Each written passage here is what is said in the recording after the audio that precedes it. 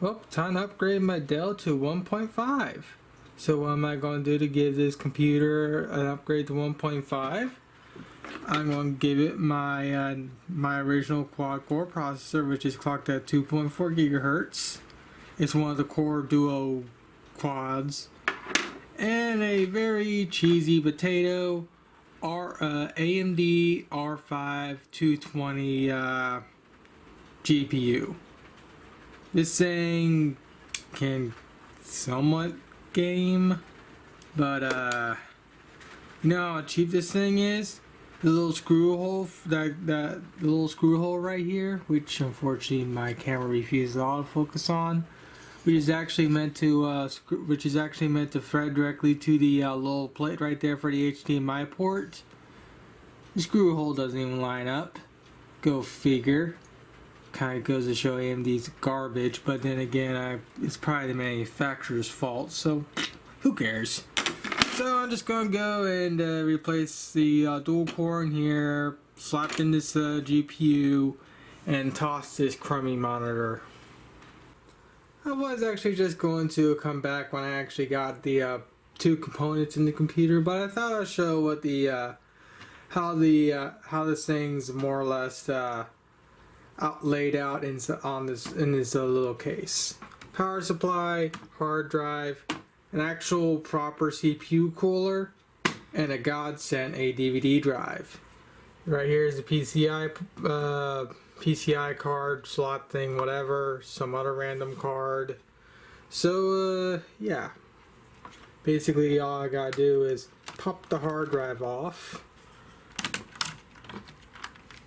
And the hard drive actually has its own dedicated cooler here, so it helps keep the hard drive cool.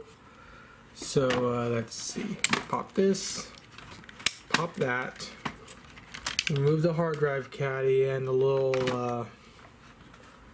well, I actually don't need to do this, but I want to make it easier on me. Do that. Move these two off to the side. Do this. Come on. Is there any way I can do this without having to, nope, there is not. Yeah.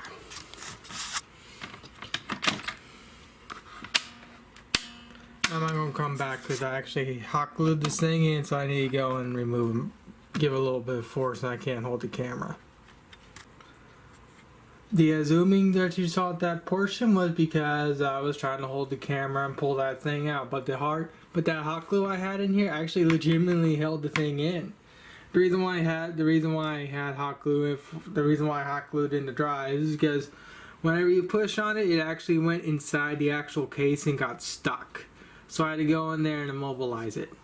So to remove the cooler is just simply this screw here and this screw here. And this right here is why I really like this Dell Optiplex. This thing has a proper heatsink, a big copper slab at the very bottom that the processor goes to, and two copper cooling fins. So this thing has a proper heatsink. So this thing can support my quad core processor. Compared to my original Dell Optiplex I also got from my father's friend. This thing has the aluminum heatsink right here, which you can see is all, well, aluminum. And since it's so inefficient, they had to add two cooler fans to help keep the the dual core this thing had cool. And this Optiplex right here is actually new. It's actually newer than this Optiplex, and yet this Optiplex and this one here take the exact same socket type and whatnot. So I'm going to clean up the thermal paste, slap in my quad core, put this thing in, and then I'll come back and actually show this thing booting up and whatnot.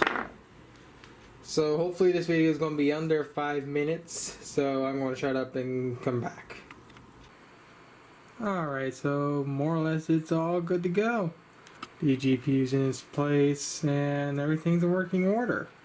I actually don't know how warm this thing is in comparison, but this thing is producing heat, you know, which is going to be what it is. But I want to lead with the system score. So the original system score was 3.4. So let's see what the score is when I run it again. The killing factor was integrated, so let's see what the score will be now with my little AMD potato. So this is the system score now, and the graphics card has a 5.9. It should be a little lower for what it is. But with that said, at least now I can hook this potato up to my TV here. So I guess the upgrade to 1.5 has been completed.